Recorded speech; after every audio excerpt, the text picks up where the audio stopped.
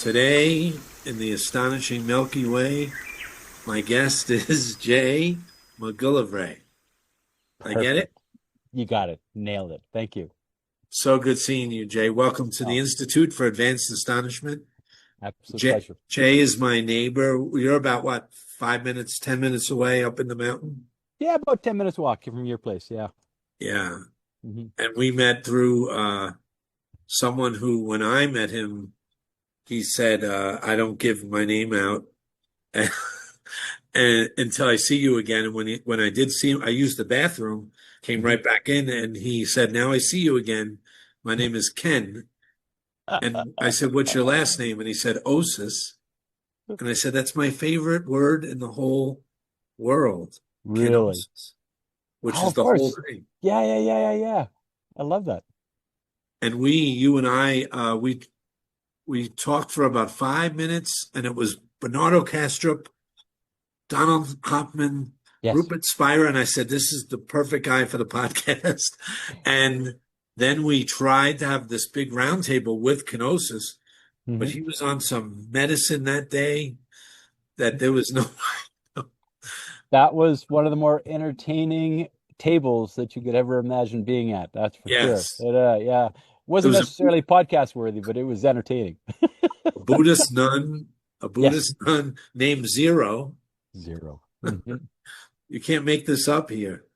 Well, and the best part was that I came later, and she said, "What's her name? What's your name?" Zero. And I slowly looked at her, and she said, "Yes, zero." Yes. And she described that meeting, I think it was at least 2, 3 hours, as my dinner with Andre on amphetamines. Yeah, that sounds about right. It was awesome. Yes, yes, it was something. It was good Hmm. theater. Yeah. So then we got to talk again about a week or two ago, and Hmm. I would love to dive right into that for the people watching. That would be great. Yeah, and So, that sounds great to me. Yeah, yeah. so we know this is unspeakable, this non-duality, but what happened to you? Like can you describe the younger you, maybe even 10 years ago? You were a big part of like party festivals and things, I think, back then, or Yeah, I actually I was living in Canada, Calgary, which is in the Western Rockies. Had built a life there. Was in a long-term relationship. I had built a website company, and that was going extremely well. I had some amazing partners, and but what I was a communications marketing expert, strategist, I guess, and so I believed in niches. And so what I did was my partners didn't care what it was that we built as long as they got to build really cool stuff. They were right? incredibly world-class designers and developers, and so they just let me have free reign to do what I wanted. I was actually at that time the chair of a theater company when we started. It's a really incredible, well-known, respected theater company that and was heavily involved in that world. And so I said, okay, we're making only websites for arts, culture, organizations. And then over the years, we expanded that out to be really good nonprofit organizations. And but so that what that meant was that I was somebody who was like 7 days a week out on boards, on at events, seeing like all the events that our clients were putting on because we had many theater companies. We had 8 different festivals that were clients. You had So Philip oh yeah, Glass. well that's it. And so like at this one festival, like Philip Glass and Cronus Quartet and Brian Eno, Yes. Laurie Anderson. I mean, this is some really significant stuff. We did one festival for 10 years that was 240 bands would come to the city Wow.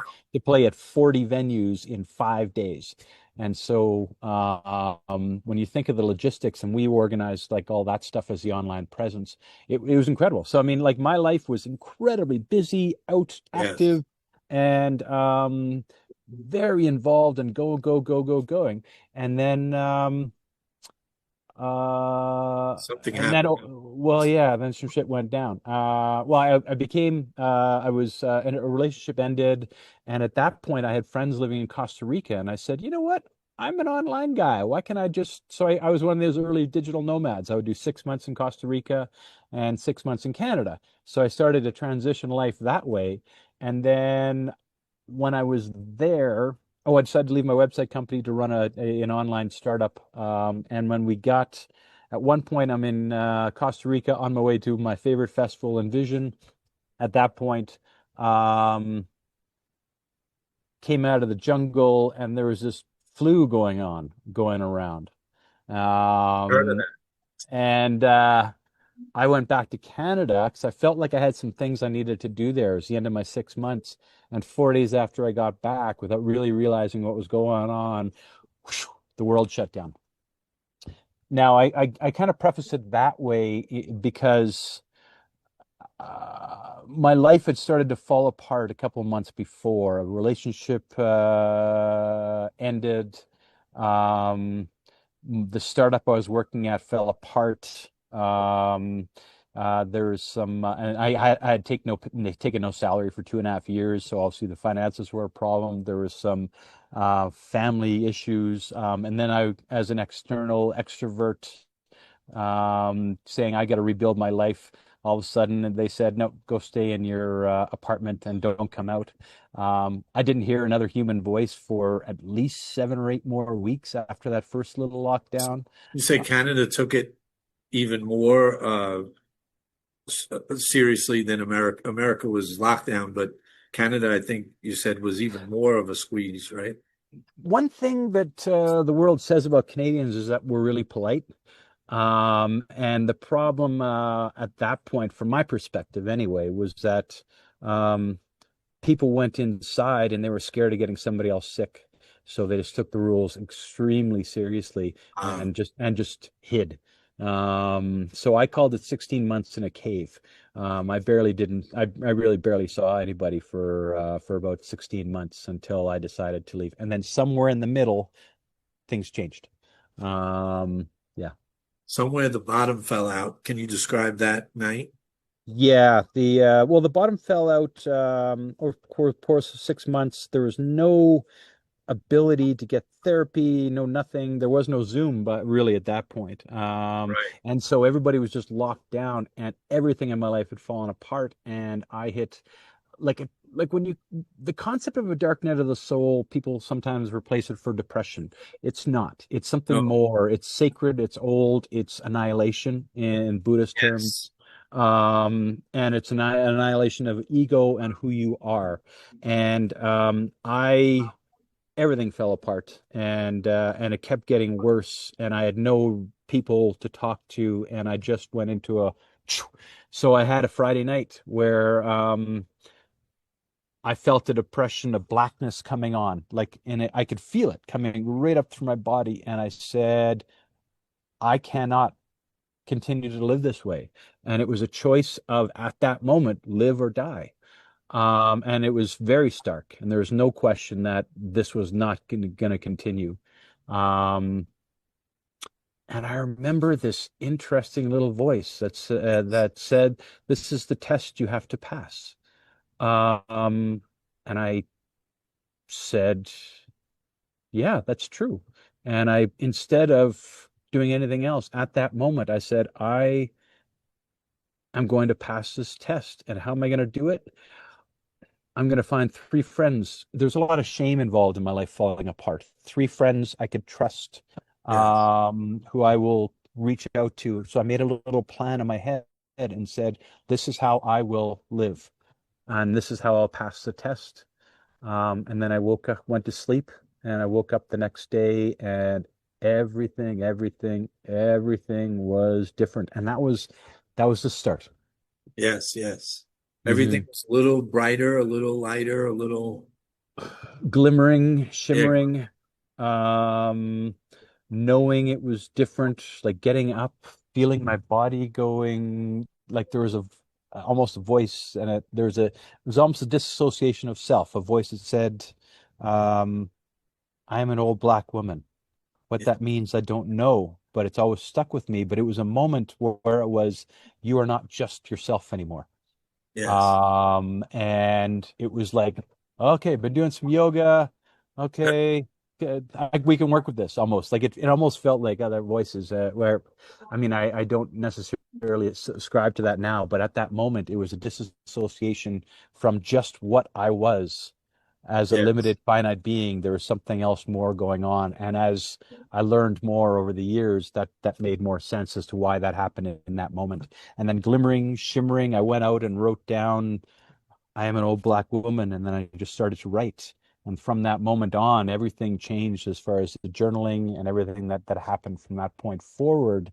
And it was there's no doubt that things had changed. Now, did I know what it meant? I should mention that I couldn't spell spirituality at that Yes. point in my life. I had run away from Catholicism when I was 13, had deep family roots in Catholicism, three great uncles were Catholic priests and lots of roots, and I had run away screaming to say I'm an atheist and would not examine it. Yes. And never would examine it or even consider it. I mean, I had no friends. I was in the arts community. There was nobody who, if they had any religious or spiritual concepts, would never say them out loud to anybody. Like it was just that concept did not exist, and all of a sudden this had started happening, and Yes. it was astonishing. Let's put it that way. Yes. And I was very And happy that I was all alone too. did you find, like we had mentioned, some people just happen to walk into an ashram at that point or a monastery or something. Did you find like a podcast or a book or a friend, maybe the people from Costa Rica? I remember something with the Costa Well, Rica lady or yeah. something. Well, there was that actually ended up happening a little bit later. What actually happened at that point? Like that was the start of something, and then all of a sudden, I had found Kundalini yoga at this festival that I was at just before the world shut down, and then and I was practicing that. So all of a sudden, there's this weird breath work and things I was starting to do, and almost meditation for the first time in my life. But then what happened was I spent 4 months where all of a sudden weird synchronicities would happen. I'd wake up in the middle of the night, like with tremors and shaking and chanting and not knowing. And I just knew I didn't know what it was, but I said, just relax, it's going to be okay. And I didn't know what that meant. I, again, very happy that I had no friends or anybody to talk to. I just got to dive into that. But that lasted for about 4 months. And then it was about 5 years ago. It'll be 5 years and 2 weeks from now. It'll be 5 years ago where there was then the synchronicities were going crazy. Stuff was happening. And I had had a synchronistic moment that kind of changed my life about 4.5 years before when my dog had died. And that's an interesting story in itself. But I decided to go on my birthday to the same place where I'd had this moment with my dog 4.5 years before, or when she'd passed. And there was an explosion of an experience that was designed just for me. And the only way I could describe it was kind of a Kensho Satori experience. It was like everything all at once. And then I was like, at that moment, all of a sudden, I decided to, within 24 hours, that I was going to go down this esoteric Kundalini yoga path, which is the Sikh Buddhist tradition. And then couple within that same day, I think, or within a few hours, like Rupert Spira started showing up in my YouTube feed. Yes. And then things just started to, all of a sudden, I just fell into, I was doing a progressive path, which is the Sikh um, Kriyas around Kundalini Yoga, which is a somatic breathwork meditation stuff. And at the same time, all of a sudden, I'm listening to this Rupert Spira guy talking about the direct path. Yes. So all of a sudden, I'm doing both of them. Again, I couldn't name this what was going on for another 2 years or so. But all of a sudden, I'm doing a progressive path, a direct path at the same time. And I still hadn't heard the word non-duality, but it was coming. Yes. And so that was the explosion that happened. And I just fell deeply into that for many hours a day. I would do that. And I found myself kind of going in and out. I could point to it now as being almost samadhi type states.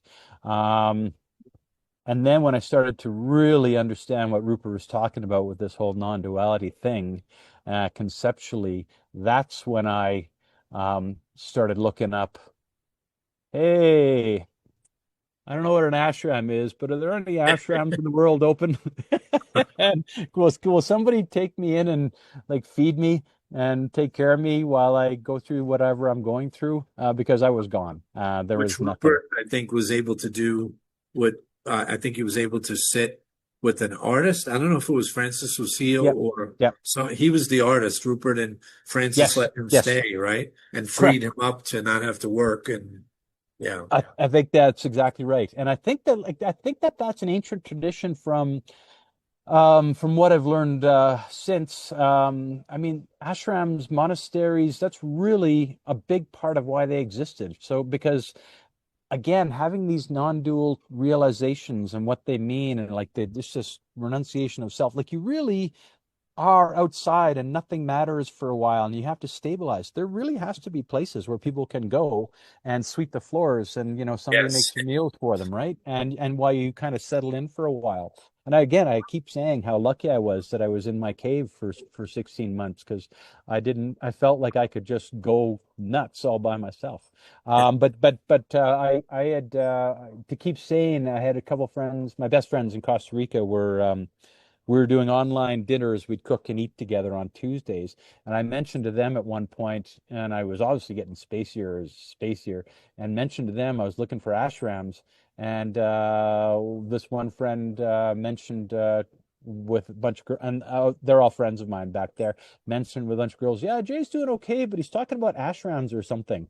And there was one of the people at the table who I had no idea had been on a spiritual path, just discreetly called me after that and said, "Hey, I hear you looking at ashrams. Guess what? You're not going crazy.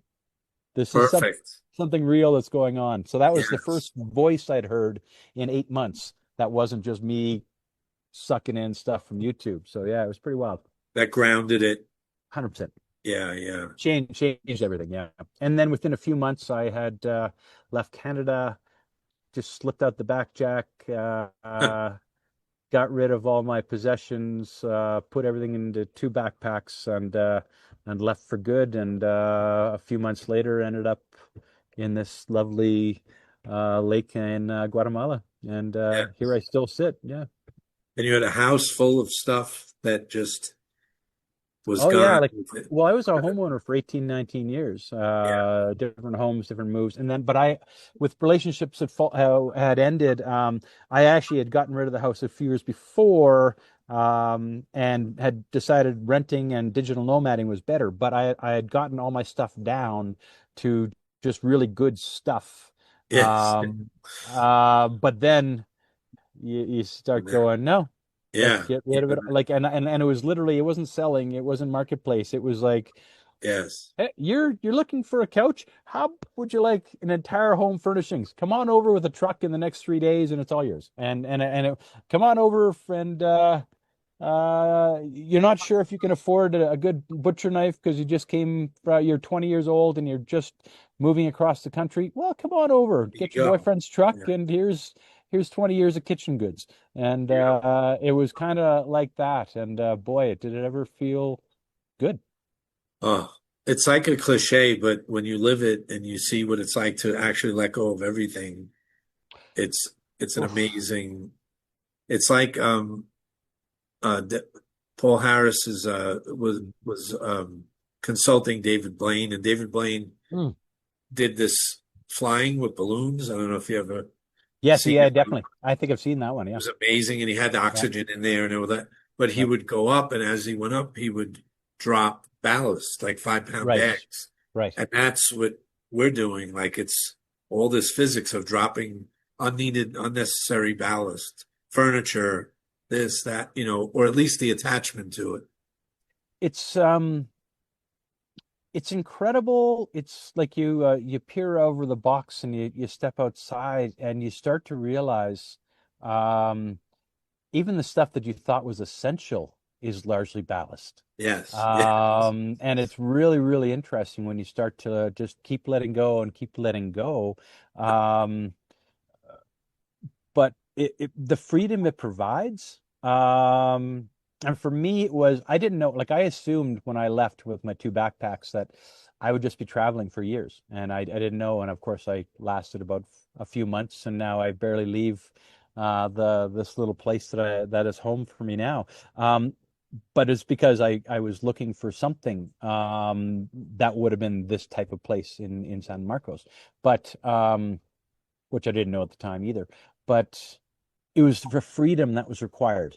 It was like the nothing to hold you back to say that I have to act in a certain way. When I was digital nomading, I'd be living 6 months in Costa Rica, but I would need to make a lot of money in Canadian dollars to pay for the apartment to house all the winter sporting gear that I was never going to use again, and all the furniture and TV and everything that I owned. I had to live a certain lifestyle, and it was about cutting all ties in order to enable yourself to move on to a different lifestyle. And then you get into the non-attachment concept, and Yes. that's when it gets interesting. Yeah, My teacher always talked about, and I couldn't understand it at the time. It yeah, sounded so non-esoteric. I wanted yeah, something meaty and like with the word thou in it or thee, you know. And exactly. he said, James, one bag lifestyle. If you could have one bag. And Yeah, I said, but the cat. He goes, all right, one bag and a cat. That's it. If you yeah. can, and that's how he lives out of the one bag, and now I'm down to one bag. When I came here, I had two bags, but I knew I Yeah. was staying. How quick did it take you to know that you were staying here? Um, Before I left, I knew I was staying. But Wow, once I amazing. landed, Yeah, it was a lot with a cat on a plane yeah, and all that, yeah, but it was fine. And the first day here was a lot of just dragging the luggage to get to the Airbnb, and I right. was meeting all these great people. Like I didn't meet you, but Hmm. all these people that would become these angels down the road, and they Wow. were so calm because they're already settled, and I Hmm. was still spinning and Yeah, and it took 6 months to get to this yeah. inside the third eye, and Hmm. now I'm not going anywhere. You know, even Yeah. and you'll relate to that. Even a drawer that's too full, Yes. I don't like. I You can totally hear see you. it where you're starting to accumulate. Yeah. Like an empty drawer. Mhm. Well, it's funny because I haven't accumulated anything else. Although what I've found is that all of my clothes from, I call it like my past life, like my first 51 Yes. years is another world. But all the clothes that I had from then are all gone. They're all been replaced by the Pacas here in Yes. Pana. Yes. But I moved into a renovated or a little tiny one, literally one room casita that houses my bed and a shelf. That I So live my entire life outside, like bathroom, kitchen, where I am right now. These are two pieces of fabric that are the only walls that I have. this is I the live outdoor living room, correct, yeah. and there's And a little river running by outside there. right below me, there's a creek, and then it's all I see is green and lush and forest. And right now, the purples and the yellow flowers are out because it's November. And Yes. yeah, and everything is outside. In fact, I don't even close the door on my house unless I'm not my house, my uh, my 15 foot by 15 foot roofed place that has a door. And it's remarkable. But what I did, like that was being renovated. They're building this outdoor living room. Um, but the only thing I own now is stuff that would be is is filling up this place for the next person to move in. Like Ah, yes. like dishes and an oven and a bed. If Right. I ever was to leave this place, it would just be or taken on by the person who owns the place and used to rent out to somebody else. So, but it feels very, yeah, pack your one or two bags and be ready to go. Of course, now I've got four or five dogs. So Yes. I hmm So you go from atheist, skeptic, yeah. probably science guy, right? I would Hmm. imagine. Yep. And but leading it, and I had the same kind of lifestyle. creativity and art Hmm. sustained me enough. You Yeah. know, it was enough, but I was always looking for, I knew this death thing didn't sit well with me, Oof. Yeah, yeah, this yeah, death yeah, thing. And, and so I was always looking for a loophole through science, through AI, through, um, there had to be some way we would beat this dying of the brain yeah, because I knew yeah. it was meaty. And Hmm. then when this happened, it was, oh no, consciousness is fundamental. It's before any brain or anything is Yeah. consciousness. Hmm. Same with you. Yes. Well, yeah, I mean, because I always had a bent for, I look back on it now, it was almost like a karma yoga kind of thing. I wasn't interested in money, but I needed to survive. Yes. But I would only work with certain types of organizations if I could. But I was a connector. I was a creative person. But at the same way, I was almost like a translator between like technology and business. I was an entrepreneur as well, or creatives, and I somehow was able to communicate. And then when this happened to me, I've kind of seeing as it's almost a way to translate a little bit of some of what this is really happening because my moment, that 5 years ago thing, it was a shock that I didn't know what to do with. But what the feeling was, some people talk about a non-dual realization of having the drop away of everything, drop away of self, almost the void, the nothingness, and that's the Brahman in the Vedic terms. My realization would have been more Atman in the Vedic Ah, terms, where I am everything. yes. So it was a moment where it wasn't a void. It was like, oh my God, I actually am a part of, and everything is a part of me. Um, but that is when you start to name it and understand it is consciousness because Yes. and that is fundamental and that is what the and that was what the realization came to be that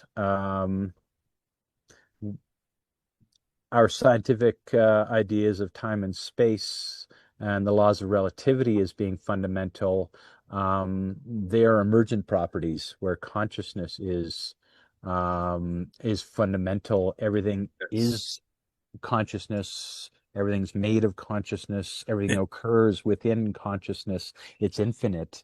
Um, and yeah, so to me that's become definitely one of the North Stars. I guess can you have multiple North Stars? That's definitely one.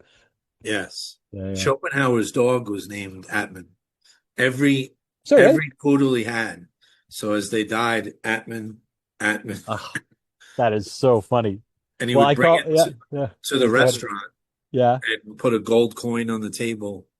And if he ever Hmm. had heard a good conversation like this, Yeah, he yeah, would yeah. give the coin, and he never gave the coin over. It's very I funny. actually just saw the thing about Schopenhauer and the gold coin. I didn't see about Ah, Ottman before. I call my pack of dogs and myself the ones. We're all the I love ones. that. Yeah. But it's so interesting when you mentioned Schopenhauer. I remember the very first conversation we had, and again, naming it Ottman all the time is beautiful. The very first 5 minute conversation around Bernardo and Hoffman and Spira. You also mentioned Schopenhauer, and I remember saying to you. I wasn't sure if I connected with Schopenhauer. And I Right. said I can't remember why. And I went back and looked. I haven't had a chance to mention this to you. Is that I went back and looked that night, and just through Wikipedia and a few other things, and it was the term will. Yes, I And I agree. I agree. yeah. But when you dig into the concept of how he Yes. was using will, Yeah, it's not the I same. I Yeah. absolutely understood what he was talking about. I said, no, I Yes. get it. But when I was first introduced to him, because that's what I would Yeah. do is once I fell on this into this world, it was very I could quickly discern whether people knew, whether people had a Yes. glimpse, whether people had like a true experiential understanding of what was happening, or whether they were like from a scientific perspective trying to write about what a mystical experience is, kind of thing. Like there's a Right. difference, right? Yeah. But Schopenhauer, the way he used will, the word I didn't like, and then I Me dug into too. it and went, oh yeah, it was beautiful. Yeah. So I Yeah. know that And you're a then big Schopenhauer guy. representation. Yes. So, and then he took Plato and Yes. the even the allegory of the cave or the Yes. forms, and Yes. then he tied in Kant with the noumenal and the phenomenal, and Right. so the noumenal is the thing in itself, and that's. But Yes. Kant said we can never get to the thing in itself. We can only see the shadow of the representation. And Right. Schopenhauer had this epiphany. He says before he read the Hindus, but it's Yeah. really, right before he read the Upanishads, he Yeah. said he had this epiphany that you can, because the kernel is inside you, Hmm. like your consciousness is inside it, it's what you are. So if you turn away from the will, Hmm. deny the will and turn within, you'll you have to deny the will, and that fits so perfectly with everything you're saying. And I But you think didn't have that's to deny it, it denied you. well, but what was so interesting, and actually I absolutely love that, um, because I understand what Kant was saying. But I believe in what Schopenhauer came to is that there is a kernel that is inside, and that's I mean Balyani's little book that Spiro talks Yes, about, know yourself, above the Delphi Theater in yes, Greece was inscribed know yourself. I mean there is something there, that there is a kernel to touch. Um, and I think that it's really important, because that is the experiential understanding. For me, I mean, I could even, like, it was even a place in my body where this voice came from, and almost a tremor, but it meant that there was a tremor inside. I mean, like, there was no yes, question of yes. that. Yeah. I love And, that. Like and Rumi said, you're knocking and knocking, knocking yes. on the door, and then it Yeah. opens, and you realize you're knocking from the inside. Exactly. Yeah, And that's and it is such an amazing thing. And I mean, it took me a long time to get the words of understanding what that might have meant. And that was what the beautiful thing was, is like things would just unfold. You'd run across a teaching or a person or yes, something that would explain that. But I've come to think of it as, when that kernel kind of comes alive, what it is awareness. If we'll use awareness yes. for this word, um, awareness is the infinite. It is everything. But when the awareness recognizes itself, awareness That's it. Yes. within an individual body mind, it is all of a sudden going, whoa, hey, here I am, but I'm within this finite body mind, but I recognize myself. And then the finite body mind starts to recognize awareness in between. I mean, the paradoxes are incredible. But when that starts to happen, I call that, well, that's a glimpse, an incredible glimpse. But that's Yes. actually an invitation to start doing some work. Um, Yes. but I also consider that an invitation, like this, is not one you can turn down. Uh, Well, wait, the remember the uh, Hafiz Sufi poem? It's called Invitation. He says, yeah, there's a divine invitation. Everyone yeah, gets it. yeah, You can come. God or immortal yeah. consciousness or awareness Hmm. has invited you to the dance floor, Yes. and you can come Hmm. dressed for dancing. So we can Yes. interpret that as light as possible without holding on and saying no and Right. getting your arms chopped off. And like, Yeah. don't, you can come kicking and screaming or dressed for dancing. Yeah. But either way you're going, and he says, and the other way you'll go is a stretcher through the morgue, right into the dance. So Yeah. you could pick die before you Yeah. die Yes. or do it at death. Yes. You didn't Exactly. have a choice. I mean, maybe you did have a choice when that small voice came. You could have grabbed your phone or grabbed a bottle of vodka or something and tried to Yeah. drown it out. But it's so beautiful when it comes that it's seductive. Yeah. Well, and I think that's it. And like in every single path is different. And I totally agree that I mean the invitation, like Hafiz says, it does come. But I do think that some come with gold plating Yes. and that make you go, hold it here. I love This is that. something Yeah. I from my experience, and like I said, every experience was different. And I had even said to you at one point that I didn't really identify as a seeker because it Yeah. was my experience was structured in such a way that there was no question, there was no denying. It was tapped into different things throughout my life, especially this other experience with my when my dog passed. That was so overwhelming that there was never any question. Um, but at the same time, there was not a single concept of what it meant. Right. Right. I had to spend the next few years trying to figure that out. But there was absolutely it was undeniable. Now there's a more there's very traditional ways of learning a bit and going through and studying and going through that, and I think that that's incredibly powerful and good. Just for whatever reason, mine was meant to go shock to the system so much that you can never um, you're going to the dance floor and you're going to be on the dance floor, and even if you don't know the moves, you're going to be hanging out on the dance floor, and that's all there is to it, and it becomes an unquestionable thing. And I think that that was I was very blessed That to sounds get like that. the image that came to mind is like the Celestial Mafia said, get in the car. And Yes. you can't say, No. hold the Yeah, cannoli, eat this cannoli, get in the car, and you're going. yeah, If you don't exactly. mind, because Yeah, and then we could really dig into this. yeah, I would love to. I'll read it fast. So 1 minute. yes. Read John of the Cross's Night of the Oh, perfect, Dark love Night it. of the Soul. Hmm. On a dark night, inflamed by love longing, and I love this line here. He says, "Oh, exquisite risk, Mm. risk, undetected, I slipped away. My house at last grown still." Secure in the darkness, and you described the darkness. It just came like you weren't setting up for it. It was setting you you up. My house at last grown still, secure in the darkness, I climbed the secret ladder in disguise. Oh, exquisite risk. Concealed by the darkness, my house at last grown still. So that's a beautiful start. Oof, I my hear the God. word still a lot, still and dark. Yeah.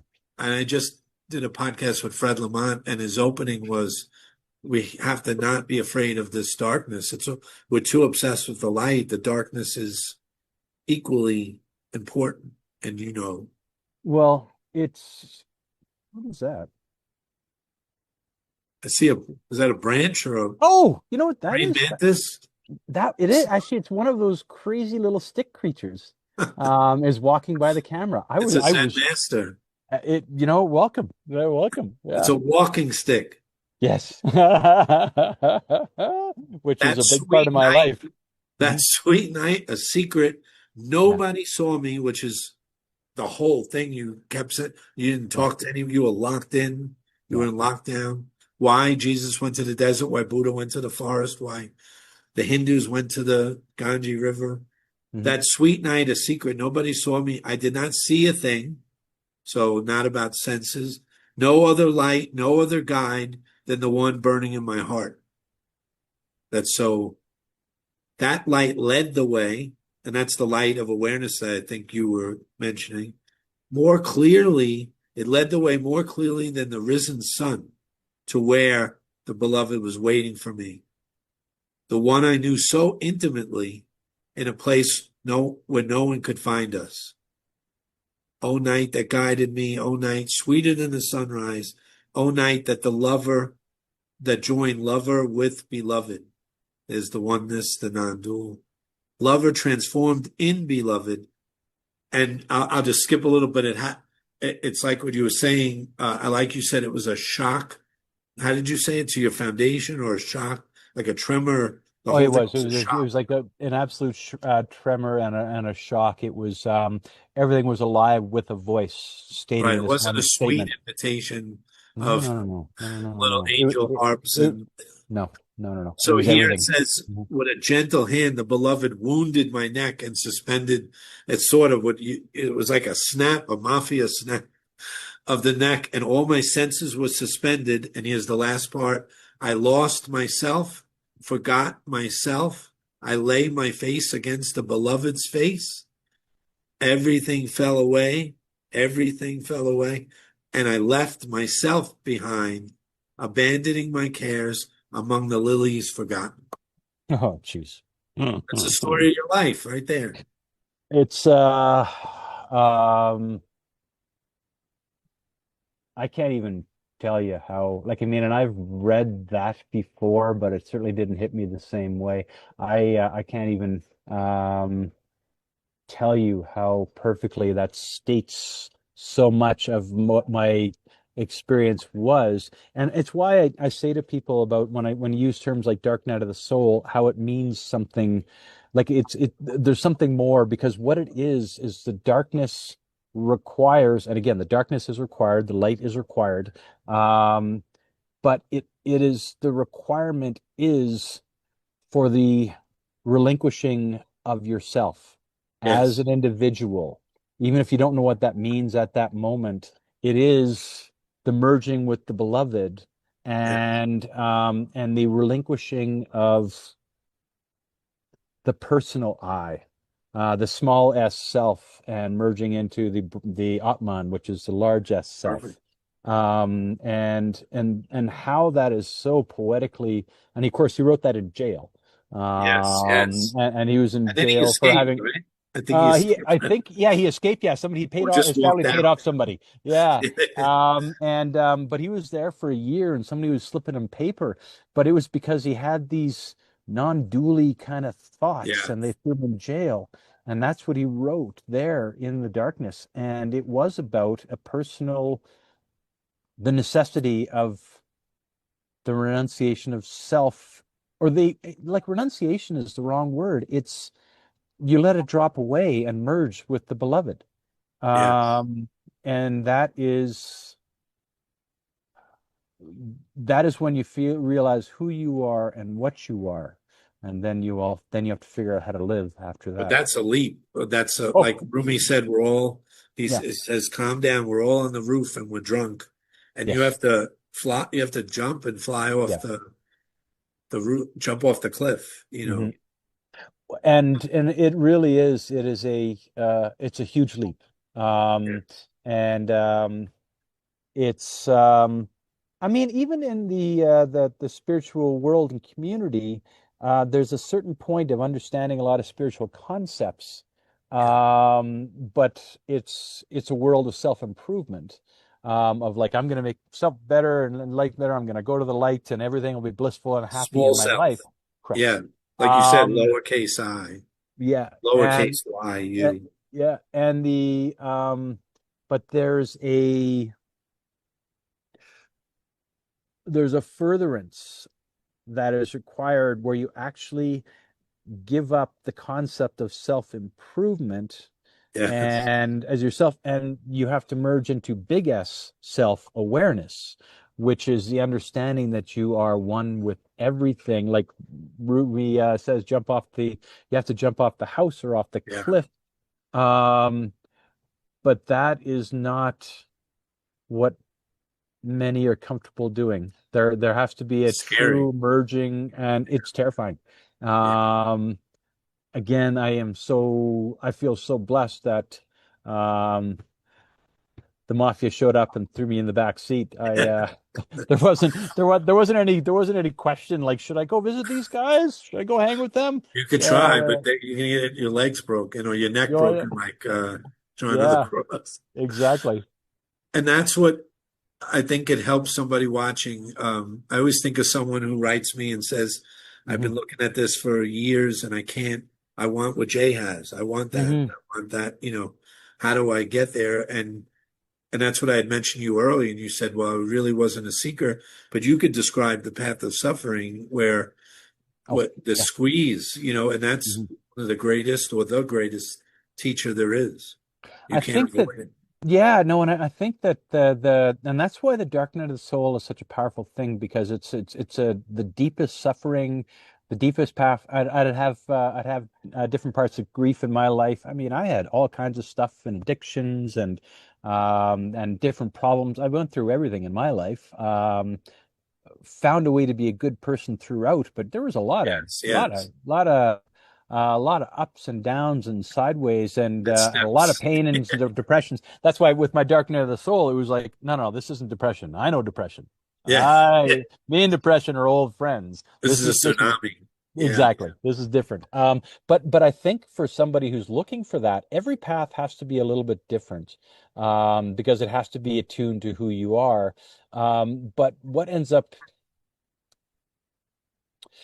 it's so funny because when people are seeking, as you know, there's a hope and a belief or an expectation that something big is going to happen. Yes. Yeah. That Oh, this there's is going to good. be lightning bolts and there's going to be, and then my life will be bliss forever over and A little bit off the uh, ground, you float. all the time, and that's Everything's the way that it perfect. is always. And it will happen if I keep saying this mantra, I'll get there. It's actually so simple. I mean, Rumi says what? It's closer than your jugular. It's so Yeah. simple that I even mentioned to someone yesterday, do you know that you exist? Yes. Are you aware that you exist? Yes. Were you there? That's it. No, what do you mean? That's it. Yeah. It's Well, too but easy. It's too this easy. is the thing. It is too easy. And when you uh, but when you start to realize that, and whatever it is that causes it, it could be like you read something from Rumi, or you have some type of a deep grief experience, or you have a medicine experience, a glimpse that comes in Yes. some different ways. And I was just reading some Francis Seal and Jean Klein. Jean Klein was Francis' teacher. Francis was Rupert's teacher. Um, but they talk about when you have some kind of a glimpse that makes you question whether or not you actually are a finite being or not. Yes. Am I Yes. something more than just this finite being? Is there, I mean, it could be medicine saying, oh, I'm one with this tree, I'm one with this Yes. flower, I'm one with nature. Or it could be just a realization that, hold it, I'm things like it's the Morpheus saying to Neo, there's a splinter in your brain Yes. Yes. that is nagging at you. You know that something's not right. You've had a glimpse that says you are more than just this finite body. And once you have that, is when you get to start to follow it. Yes. Um, because that is awareness waking up within you. That is the infinite. You need that moment of astonishment or seeing through the dream. And Yeah. even Guru said it beautifully. If Hmm. you came over, I come to Yeah. your house over there, and you're in the Yeah. mountains, and you say jump on this trampoline, and you jump and we jump, and you go really high, and Yeah. we hit it really hard, and you go so high that you see not just Lake Atalan and the Yeah. volcanoes, you see paradise beyond words, Yes. unspeakable. Yes. You get a glimpse, Yes. and then it's the neighbor's yard, and it's just perfect. And and I Seguru love that. says, "How long will you wait to go knocking on the door? Like, do you Yeah. see it and then put it away in your pocket, Yeah. or do you? It has to be like quantum mechanics. Neil Bohr said, Niels Bohr. It has to. Yeah. If you don't have to sit down, if you're not shocked, like you said, shocked, then you Yes. don't understand it. It has to be, you know, Yes. like what's his name? Cornell West I Yes. got to meet, and he was amazing. I did Oh, magic. really? Oh, he was Wow. amazing, amazing. Yeah. But he Great hair. says, yeah, great hair and same suit, Yeah. the black suit, No, I love that. and he says, you have to be unhoused. And I Yes. unhoused him with some magic, and I said, you unhouse me all the time, and he said, you unhouse me, we unhouse each other. So you have to be unhoused Yeah. and no foundation about something for you. You Yeah. question, like you said, am I just finite, or maybe there is something to this infinite Yes. talk, you know? Hmm. Well, and what's interesting is that it's I mean, there's a lot of people that will go to the jungle and have an ayahuasca experience, and it'll be very powerful. I mean, I talk to people and it's like, when was your ayahuasca experience 7 years ago? And they describe it, millisecond by millisecond. I mean, it's so embedded with them, right? Because Yeah. it's a powerful thing. And other But people are now just it's a like, oh yeah, statue. It's something it's an event in the past. well, yeah. But the thing is, a glimpse. I think there's all kinds of smaller glimpses, mini glimpses, and they could add up to something that makes you question, question, question. A bigger glimpse is like something that's irrevocable. Like you say, I like your result. I saw my neighbor's yard. I know it's right there, I can go. I and can open the yeah, door. and it's something that doesn't just disappear. And I And I think that like it's you. something. You Yeah, told me a nice glimpse, but it's very small, and Thomas Merton would yeah, agree, is just a flock of geese going by. You mentioned birds, yeah, and that yeah, that's something. It's just shuts your mind for a second. There's yeah. that moment of subject object collapse and a quieting. Absolutely. You know, Yeah. Well, and the whole subject object, like you say, the collapse there, which is essential, the concept of awe. And I've got a moment of awe. I could be reading. I felt that when you just were reading Dark Night of the Soul, and those moments just hit me. Or I'm a music fan.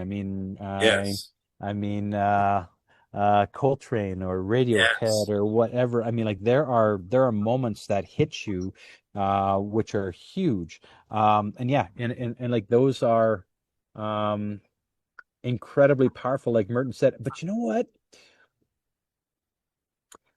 The concept of living in the now, the concept of slowing down so you're not so busy multitasking and stuff, but living in the now and not trying to wish that didn't happen in the past or control the future. If you're in the accept now, yeah, acceptance. well, Yeah, exactly. But in the now, I think that that flock of birds flies by all the time.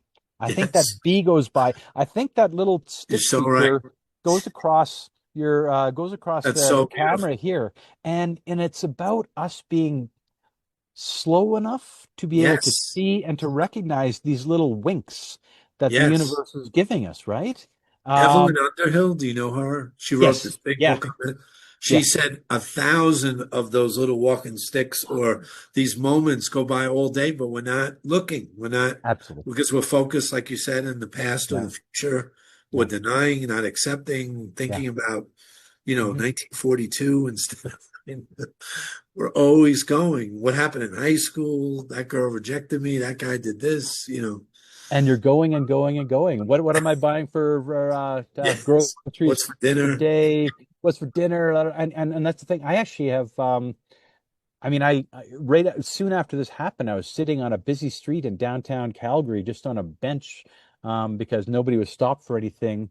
And I'm sitting there in a way that I never would have, kind of looking up, just lost in space.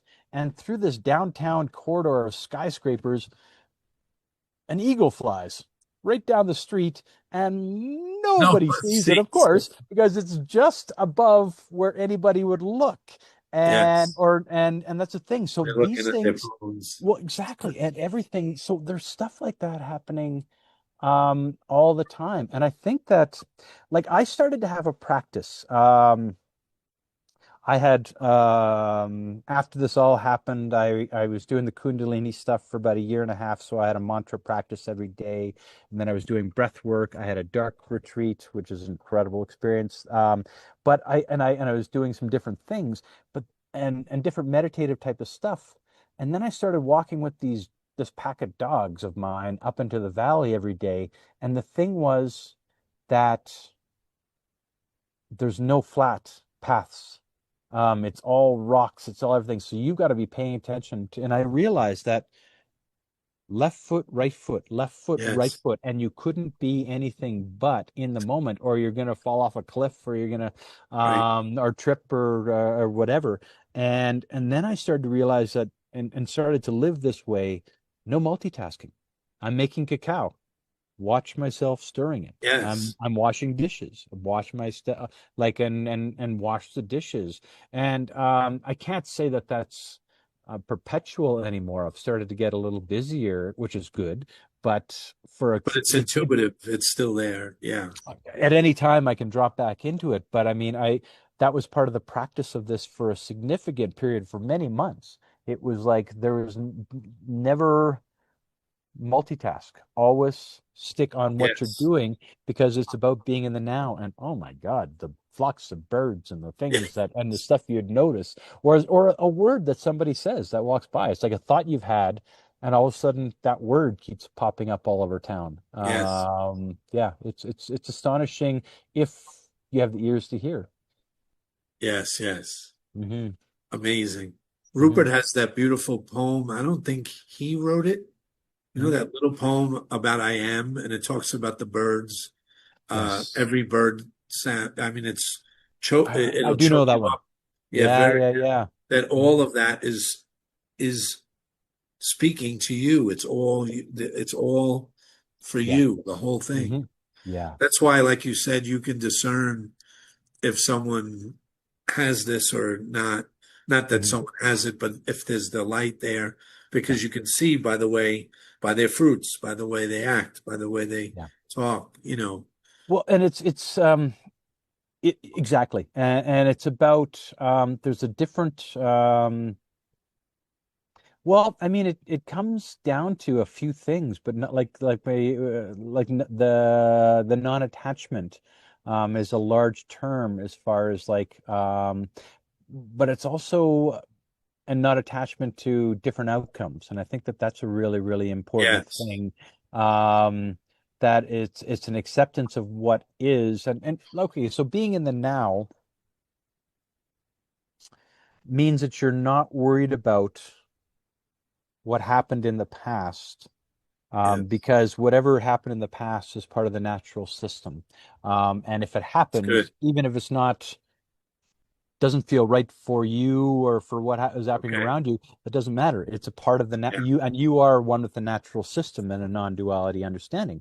And then the future you definitely can't control because that's, I mean, can you control the weather? Nope, Right. you can't No. control anything. Yeah, I mean, that's out there somewhere. So you're in the now. Yeah. And just being in the now, um, and living there, you don't need to worry about what comes next. And so Yes. you don't need to be attached to a particular outcome because you are just in the here, in the now, and anything that happens, you just act. Now, it doesn't Yeah. mean that you're stagnant, doesn't mean that you're passive. You are acting in the right way. If somebody is about to get run over by a tuk-tuk, you can run over and push them out of the way. Yes. If there's a You dog don't. fight going on, you can Right. you go and you use your I'm angry because there's a dog fight going on and I'm going to break it up and I mean like you use what you are in the moment. You're not stagnant, Yes. but you act in the moment and you're not concerned about outcomes. And it's a Yes. powerful, powerful place to be. I'm looking at your shirt, which is so beautiful with Oh yeah, the mountains, and it fits yeah. what you're saying because we can go over that. Remember that Hmm. old Zen saying, Yes. Yeah. first mountains are Yeah. mountains and rivers are Yeah. rivers. Yeah. So that's just the natural world. We think it's solid. Yeah. And then the middle mountain there, Yeah. which you can really get hung up in, is when you Yes. have that glimpse or a Yeah. very powerful glimpse and Yeah. you see through to the emptiness of everything. You see the truth of everything and you can stay there, but then Yes. you won't help that tuk tuk, No. riding over a dog. You don't move and you think there are no people, everything's, Yeah. but then it has to be that third mountain you have there, which Exactly. is it all comes back again. And Hmm. once again, mountains are mountains and rivers are rivers. And that person needs help over there in the corner, or Yeah. that dog has a thorn in its foot or something. Yeah. And you act immediately without, like you said, any preference for the result or Yeah. what's going to happen. You Yeah. just move. And you know what? I think it's so powerful and there's so much in there. because I mean, I would consider the words I would use for the first mountain and stream is the relative reality. It's what we exist Perfect. Yeah. in around now. The I would call the absolute reality, the a Brahman, the Yes. Tao, the void, the infinite, where it disappears and it's all potential energy. It's Yes. just but there is no thing that is actually everything. But Yes. but And that you but are but that. but exactly. But the mountain disappears, but then the mountain reappears again. I I'm really what seems to really interest me the most right now is and I think it was Rupert actually who I first heard this from. He said there's three questions. Who am I? Which is kind of an Atman kind of understanding. What am I? Which is again the Brahman kind of understanding. But then once I have this knowing, how do I live my Yeah. life? And it's about how do you live your life, um, and that is what the third mountain is. It's like then you react in this moment. You don't need to have suffering because you're not attached to an outcome, but you also don't need to be perfect. I mean, you could Yes. you could see a tuk tuk drive over a dog, and you are angry with a tuk tuk guy. You might say some Right. stuff, Right. right? But the thing is, you are part of the natural system. You are playing some role in the natural system, whether it's Yes. for the tuk-tuk driver, whether it's for the dog, whether it's for some people watching. You are playing some role. So Um, wouldn't the highest there yeah, be the most useful role player ever? That would be the highest to me. yeah, Like be the, and if not, that night when you go yeah, home, yeah. you will have guilt that you did not, that you thought too much about the tuk-tuk driver in a bad way. You will Yes, suffer yes, because the highest is to be the most effective, the most loving, most yeah, forgiving, yeah, most kind, mhm, I yeah. think I, be I useful. totally agree, and I think that that is exactly right. Um, but I would add the caveat that later that night, when you're home with the guilt, you also realize that, wow, even me not acting and it makes me feel like shit and I feel like I should have done that, somehow was playing a role in the It's okay. greater Yeah. nature and it's past, so therefore I have to let that go as Yes. well. And that is on a day-to-day basis with trying to um, have a non-dual understanding and not being attached to outcomes, but you're interacting with people in the world. It's not simple. Well, maybe it's really simple. It's not easy. You put it Um, beautifully, I think, at mhm. our lunch that day. I think you said this. You said Yeah. it was so perfect. I think I ordered more food when you said it. You said you have to learn to live with paradox. I think you said that, Yeah, right? Yeah, yeah. absolutely true. Yeah, And that no, yeah. was really good. I like that. Mhm.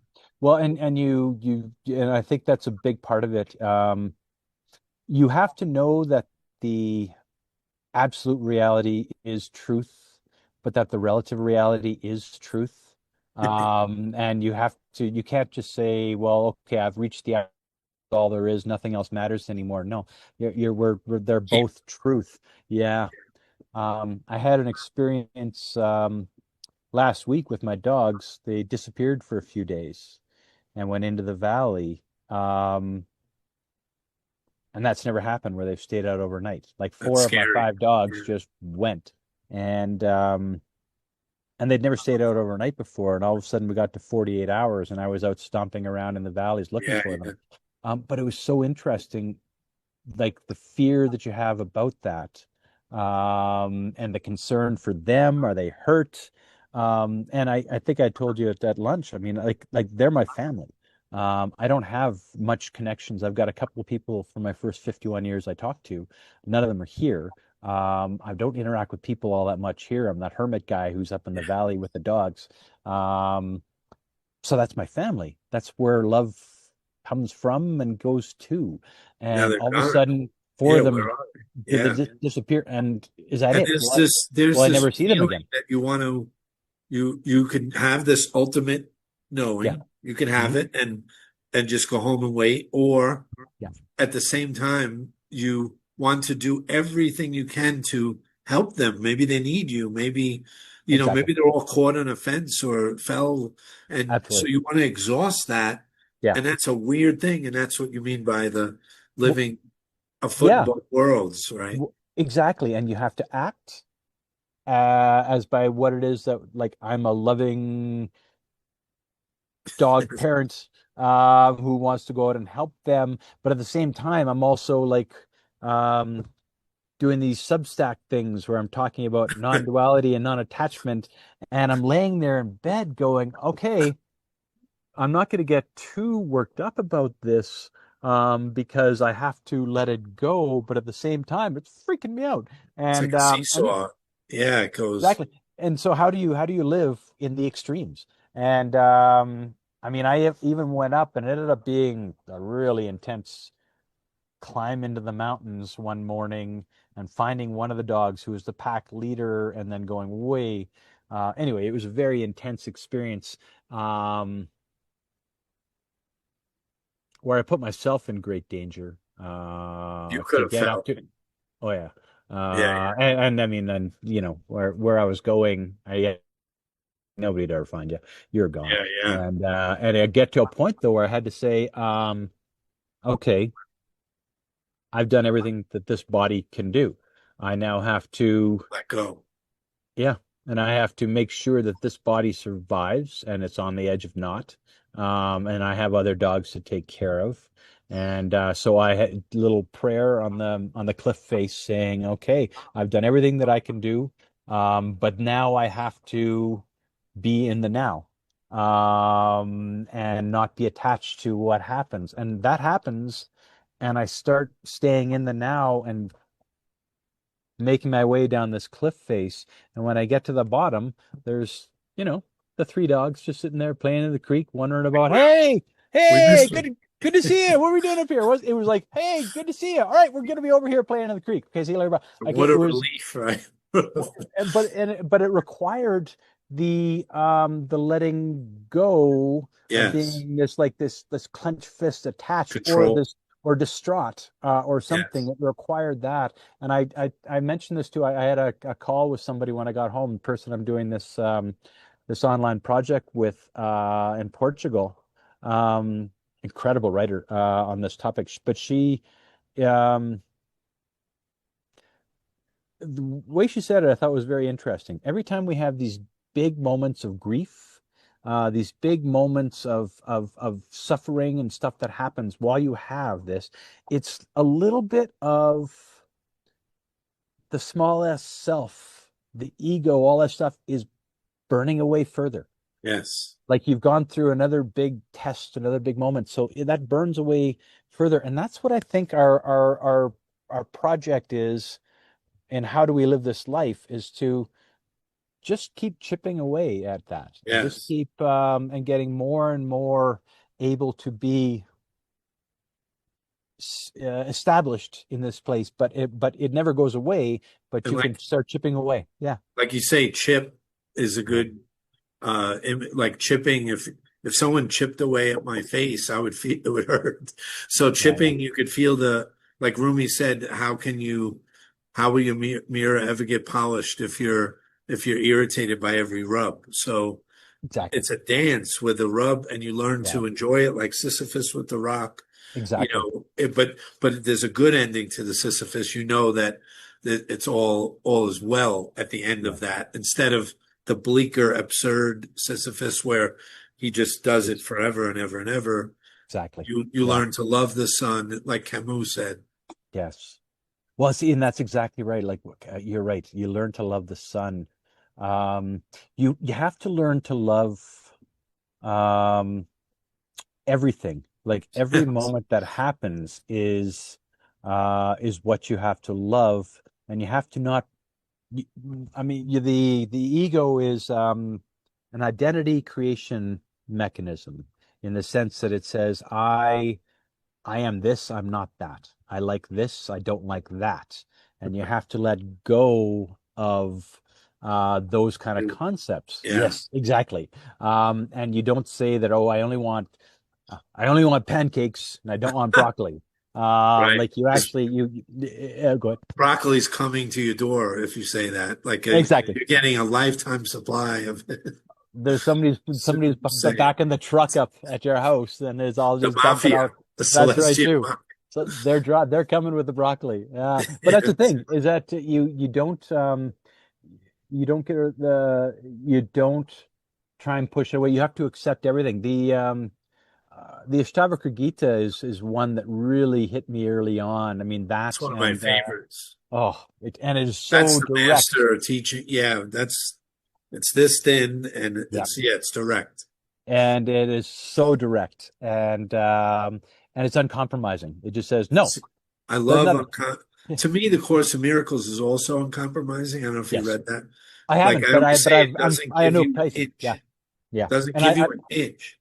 I think that that is important in a lot of ways. Um, but I think that what that does is it takes you to the middle mountain where you Yes. still have to, okay, now how do I live my day-to-day life after having this understanding? Sing Sing Ming, I was listening to this morning, is the same thing. But in the Ashtavakra Gita, there's this one statement that hit me. Um, a sage knows no opposites. That's great. And what it means is that if you're in the now, you have what's in front of you. When you think of the opposite, it's a thought. It's something that's not Yes. here and that's not in front of you. So you only know what it is in this moment, and that is what's real. And so if you're considering opposites, you're thinking about the past, you're thinking about the Yes. future, and you are not living in the now. Even if it's black and white, okay, it's a combination of black and white, or in my hand, this second is black, the next is white. It's still not, while you have black, you're not thinking about white.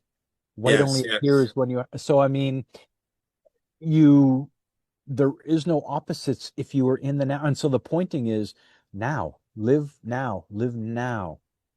Yes. That's the So yeah, pinnacle of non-duality. There's yes, a scene in if you return, it's fun to go back to an old movie yeah, from this light of awareness and you go, oh my God, it's all there coming from imagination of the whoever, yeah. from the pure man. And there's a scene in Deer Hunter, and it's Oh, horrific during the Vietnam wow. War, and Yeah, yeah, everyone's yeah. dying, Hmm. and Robert Robert De Niro is in a bar. They're in a bar, the soldiers, and there's a guy there, and they're trying to understand this guy, and the guy just holds up a little item, like I'll just use this. I don't know what it was. It was just a piece of something, Yeah, yeah, yeah. and they're all looking at him, and they're kind of mocking him, and the guy goes, "This is this." And then he says it a few times. This is it. And the total not understanding. But I knew Wow. that there was something like, what does that mean? It stops Yes, it was like a mantra, like yes. totally, you couldn't wrap your mind around it. You couldn't Wow. explain it, but he was going, Yeah, this is this. And I yeah. think it was an ex-soldier that had seen everything and they were just going into the war. And he Right. was maybe in a suit or something. And he was just like I told you at lunch, Yeah, I yeah, hated the expression, it is what it is. And people just yeah, throw it out there. Cab yeah, driver, it is yeah, what it is. It is yeah. what it is. Hmm. But it is what you're Well, saying, accept it. yeah. Well, see, and that's it. It is what it is, and accept it. That this is this. I love that. And then But it the is thing what is, it yeah. isn't. Well, yeah, exactly. It's also that. Yeah, it's not. But the whole, I mean, it is what it is I don't know. Most people like They fight it. it's such a throwaway line that you're wanting to fight it. It's like, I Yeah. didn't want it to Yeah, be that because way, it but I sounded guess too it simple. yeah, Too yeah, yeah, yeah. too cliche, too Yeah. refrigerator magnet, Yeah. too, you know, Yeah. but Now, if you ran into somebody that was saying on the street corner saying, "It is what it is." Yeah. I mean, yeah, if you're then saying it like it had some juice to it. Yeah, yeah, exactly. yeah. Yeah, yeah, yeah. I If get I that. climbed a mountain Hmm. and a guy had a long beard and said, "It is what it is." Yeah, yeah, At the top, I'd say, okay, you know. So for yeah. some reason we want, and maybe we could dig into that if you have a little time. Little, Yeah, yeah.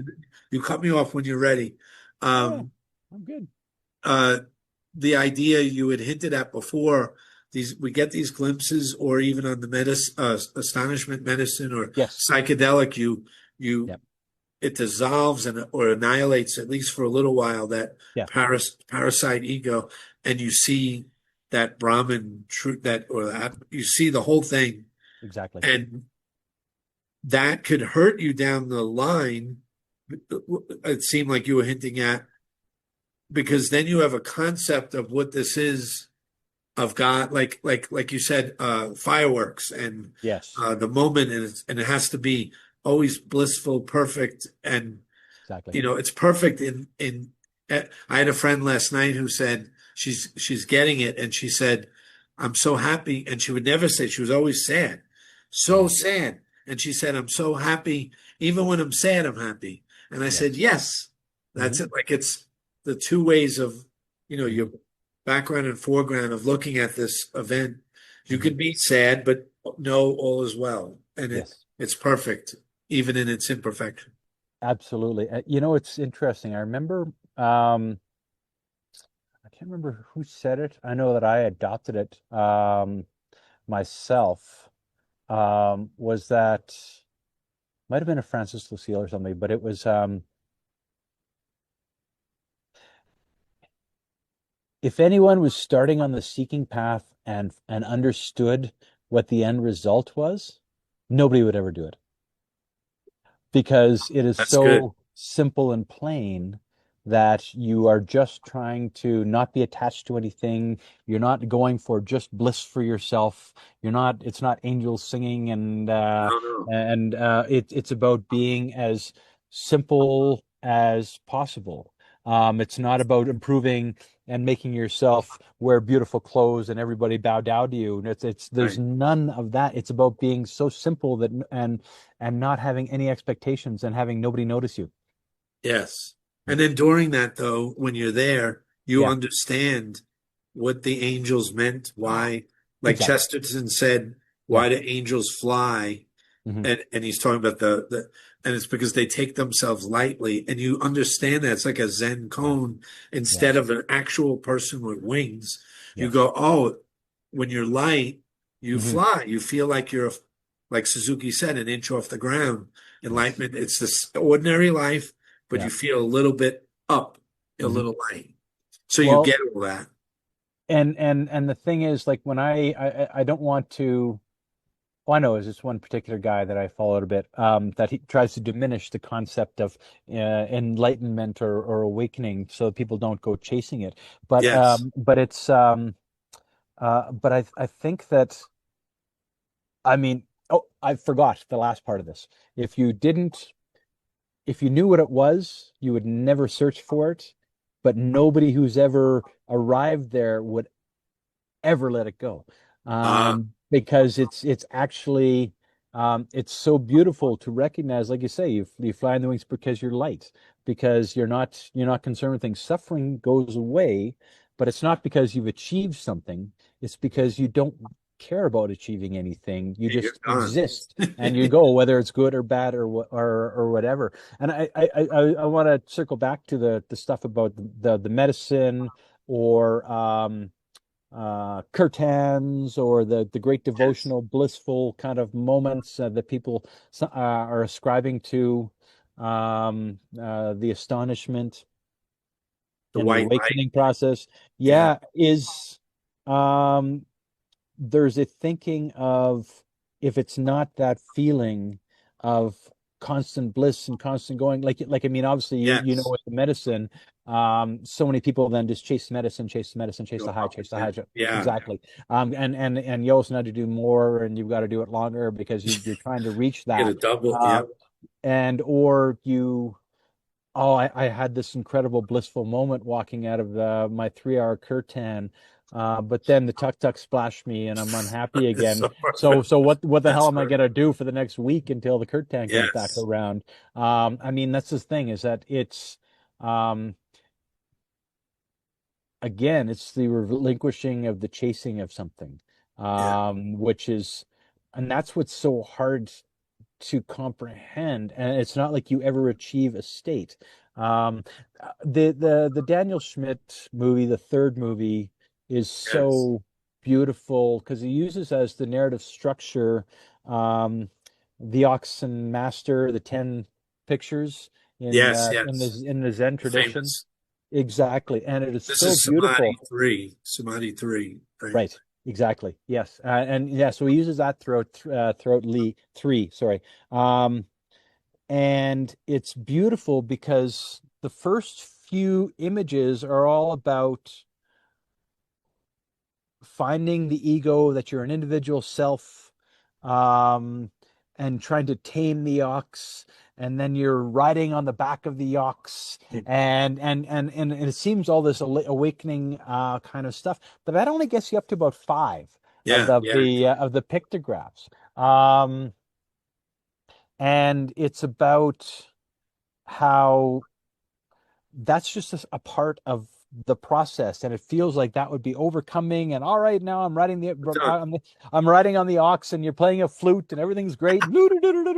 But it actually is more than that. It's then about all of a sudden there is no more ox, Yes. Yes. and you're just living and sitting in the village, and you're sitting in the market. And then on the eighth one is actually a the swirl, and you understand that there is no thing, and that Yes. seems like that's the end.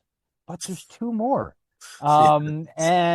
And the beautiful part about the way that he describes it, all the going all the way through, is that not only is there two more, so you have to live a very simple kind of life of just not without any expectations, and just expect or having everything that happens around you, whether you're on a mountain as a hermit or whether you're in a busy marketplace, it doesn't Yes. matter.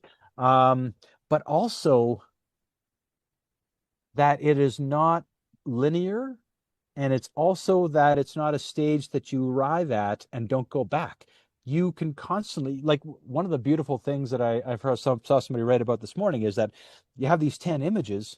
It's kind of like waking up in the morning and going, where am I at today? Oh, three. Yes. I'm at three Number today. 3. Okay. Yes. But it's important to touch all 10 to know what they all feel Yes. like, because then in a tough moment you can return to 8 or 7 or That's beautiful. 10, but you don't expect that once you get to 7 or 8 that you always Yeah. It's stay not there. Exactly. chronological or linear. Yeah, Yeah. you're And living what your you life. just said about 9 and Yeah, 10, you yeah. said so beautifully. Hmm. But at the same time, the whole time I'm thinking it's totally like an earthquake, what you're saying, 9 and 10. Yeah. You said it so nicely, like it's not linear, but that right there is enough to, I don't know, I'm going to fall out of my chair when you really think of that, that it's not linear and it's just fluid and Well, it's everything and beyond. and it's a Yes. spiral that goes on and on, and Yellow you brick can be road. at exactly, and you could be on any part of it at any Yes.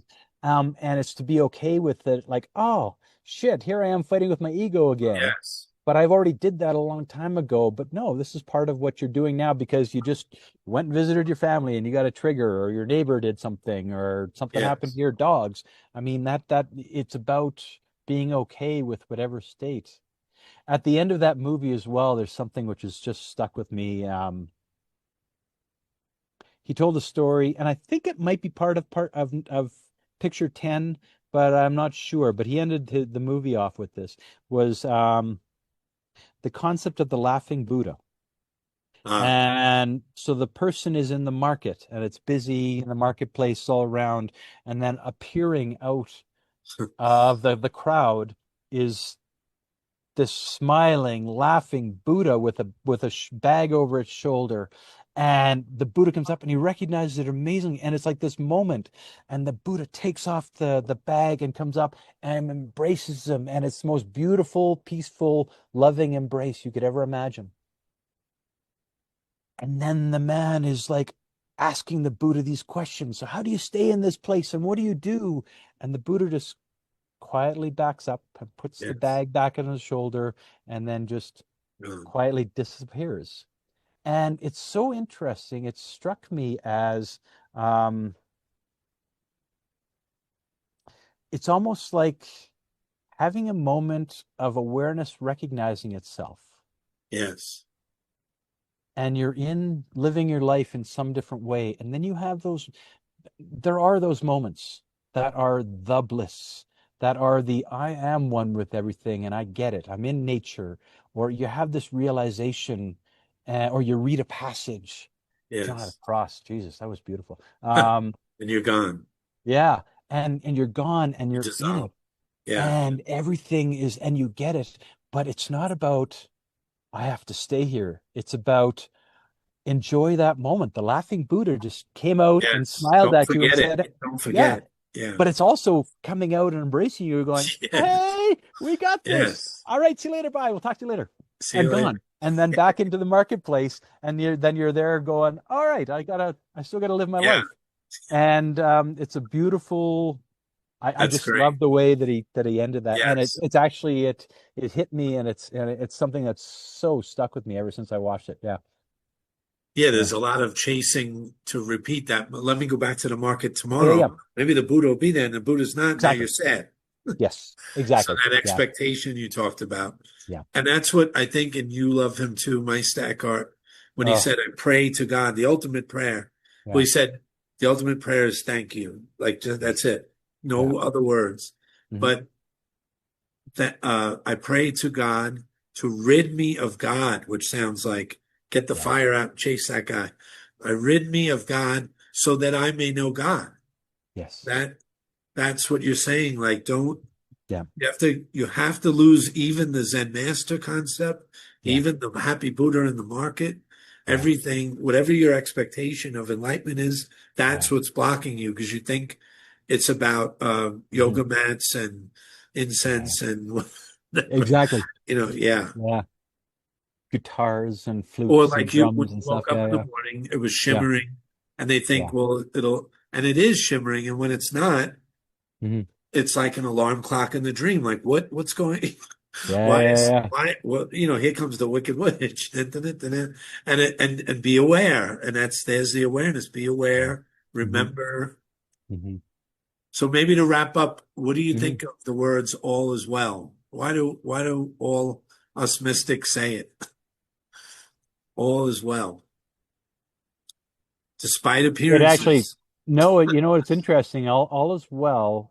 It's a little bit like Krishnamurti when he says that the difference between you and I is I don't mind what happens. Yes, yes, And it really is about that. And I actually will tie that into, I was listening again to Sing Sing Ming this morning, yes. the one of the first Zen patriarchs, and it was so interesting because it says that you can have no preferences. It's If the third you way, right? The great way. Yeah, Yes, the great way. And so if you have a preference between I want this or I want that, so the great way is easy if you have no preferences. If you have the slightest preference between this and that, heaven and earth are infinitely apart for you. yes. But it goes down to the point of saying that you also can't prefer enlightenment to Have no preferences non-enlightenment. to have no preferences. You can have Yeah. zero preferences. All you can do is be in the moment, and you can't prefer, I wish I had that, or I wish I had this. That's the opposites things. But it's also, I love that. I actually hadn't heard that before, the way you just said it, but it's exactly that. All is well. There is no, there's no thing that appears that is not well. You accept everything as it is in the now without a preference. Yeah, who are Uh, you to rewrite it? What are you doing? exactly. It's nature. It's It's all perfect. happening. Yeah, Like we enjoy can't it. hear the music of this great jazz ensemble which we're a part of. We can't hear the full music, so it just accept it. It's Yeah, all good. It's all well. it's like All is well. Mozart. Yes. Remember when he wailed in Amadeus and the king thinks who he is, and he's like, too many notes. And Yes. Mozart's like, no, exactly the right amount of Lot of notes. notes. And Exactly. that's the truth. That is so true. All is well. I really like that. I really like that. Yeah. Before you go, can Yeah. we just mention what might be unveiling very soon, this beautiful online Oh, community? please. Thank you very much for mentioning that. I started a Substack in June. Ended up talking to and I basically just talk about stuff like this. I'll put a link Um, to that. If you send me oh, the link, I'll put a link. Perfect. Yeah, I appreciate that. But through that, I met another really great writer who's in Portugal, and she had this idea, and I know kind of how to do some of these things. So we Yes. decided to team up, and what we're going to do is create, and the concept is Time Bank. It's a thing out of the UK, which really is it's a way of sharing your time and valuing the time equally. Love And it. what we're going to be sharing is the ability for non-dual practitioners to converse with other ones. As people who love to speak on the non-dual topics, every time we run into somebody like this, I don't have no idea how long we've been talking, but every time you run into Yeah, somebody yeah. who we can talk about this, No it's the time. greatest thing ever.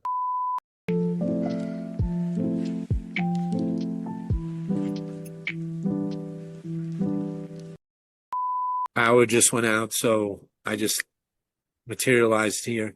So you were talking about this amazing, brand new, non-dual online community.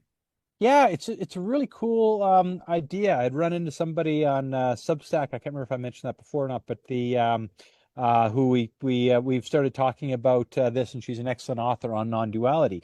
And non-duality people love to talk about non-duality when they get a chance to talk to somebody who understands non-duality. And the reason I say it in that way is that it's not that common for us to have somebody in our close proximity Yes. who actually loves to talk about these kind of things. I mean, I know when I'm talking to you about this, it just, or when I first started talking to Frey about this, it just lights me up. And it's Yeah. like one of the great things of when you dive into this stuff, it's a beautiful thing to share Yes. and to learn other perspectives. So what we're creating, and we don't think that anything exists out there like that, is and it's going to be a beta trial. It's going to be an online community of non-duality. We're calling it, the word is we're using is practitioners, because we're only going to have 20 or 30 people, and it's not going to be people that are in the newest stages of seeking. It's going to be people who have had glimpses, have been investigating, and are talking about this with some kind of clarity. They don't have to have the business out of this, but they're talking about it. So we're going to hope to have about 20 or 30 people, and all of our online platform is going to do is create profiles for everybody, but then make an ability to have online conversations, one-to-one conversations. So it gives people a chance to meet other people, to see that there's a bigger community out there, and then also to start sharing. And we think just getting to know people will be powerful, but then people we anticipate will start picking up on particular topics that they want to dive into. Hey, oh, you got an experience in Advaita, you got an experience in Buddhism, you got experience in idealism and Bernardo Kastrup. I really want to dig into that and start to share along those lines. So what we're going to do is we're going to do that for about 3 or 4 months. Invitations will go out in the next week or so to people. We'll have a small group. We'll test it out to see how it goes, and then based on what we find, what the community wants, we'll expand it out into other That's people. It great. could be into seekers. It could just be a wider community of people that really know this stuff. But we'll see. And we're going to use a really cool existing platform called Time Bank. And what that is, it's out of the UK, but it's just the concept that you're sharing your time, and you're sharing it, and your time is equal to anybody else's time. And Yeah. so something about a real, almost a non-dual kind of sharing that you're equal to everyone else. And we're going to do it in that way because it's a platform that we can easily use to do this instead of building something from scratch. So yeah, we'll be sending out. We're really excited about this. We're going to try and get, like I said, 20 or 30 people to start. If you know anybody, if you want to participate yourself, you just let me Yes. know because the invitations are going to be going out. We're just writing the invitations now, probably go out in the next week. Beautiful. And then we're going to see how it goes. And at the start of the year, we'll be doing 3 or 4 months of just testing and hopefully creating this community of people from everything that I've found, people that love non-duality in these topics. They love to watch videos, they love to talk, but there's definitely a sense of a bit of isolation. Right, right. And we want to create a capacity because we think that that'll be more valuable because this topic and this recognition and realization, it's expanding and it's time for it to expand further. And creating a community seems to be a good way to do that. Like a sangha, right? Like a sangha. Well, Yeah. almost, yeah. Only we're going to do it No as teacher. one. Exactly. So the concept is for this trial, is we're just going to have one-to-one conversations because we don't want it to feel like a teacher and a student Right. relationship. We want people just to be equally sharing. And again, this is our test to see what that feels like. Then it Yes. could be group meetings after that, but it will be. It could easily become Sangha as far as a larger group, but we're just going to have people just, you can have 50 conversations if you want, but you just, Yeah. but we're going to have it one-to-one so it doesn't feel like a teacher student to start out with. And we're just going to see how that feels for everybody. It's like meeting in Rumi's field beyond ideas of right and wrong. Meet you there. Absolutely. You pop in. Well, I imagine the conversations that like this has been an incredible conversation. I can't thank you enough for this. Yes. You too. The other ones that the see on your incredible podcast and all the conversations there, it feels like a conversation, a sharing. And I Yeah. think that's what that's how we want it. We want to see how that feels for people and test it Love out. that. Yeah. And your Substack, and like a audible, it's like an audio blog or Yeah, it's something. actually it's funny. I thought I was writing a lot about this, just journaling, then I was writing short pieces that I wasn't sharing with anybody. And then I started a Substack, I thought to structure myself and I thought it'd be all writing Yeah. and ends up what I truly love doing. I started doing these audio I wanted to capture ideas because I go out for 3 or 4 hours every morning with my dogs, little cacao, wander in nature in the jungle, see nobody, and I started to do these little audible notes for myself, so I'd write about it later. And what I've found is for me is I love to go out at some point, find a rock, sit on it. The dogs run around, do whatever they do, and at some point, and I call it speaking from stillness. I just get really quiet. I have no plan. I hit record and start talking. And now what I do on my Substack is it's those audio recordings just coming wherever they come from. And then I transcribe it so you can also read along, or you can read or listen or both or whatever.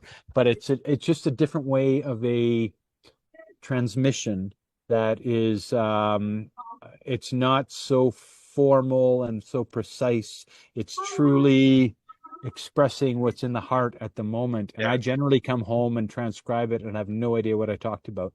And I love that. it really feels like there's something that's real there. So I started in June. I got 40 some Oh, 50 it's of great. those right now. And feels great. Putting about three up a week just because I love doing it.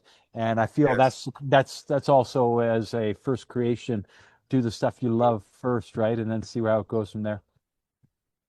All right. So before you Yeah. go, Yes. last question. Hmm. You're at the dock or you're in the mountains and someone Hmm. pulls on your shirt and says, Jay, I Hmm. don't get it. I want it. I don't get it. What what might you, I know everybody's different, so like you said, everybody gets different advice, but would there be something that might come, any kind of favorite metaphor or tip or tool or technique or advice you would give them?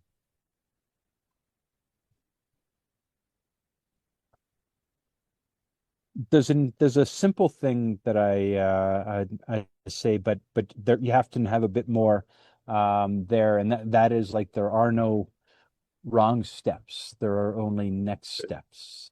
But as far as if somebody was to tug on my shirt and ask about this, I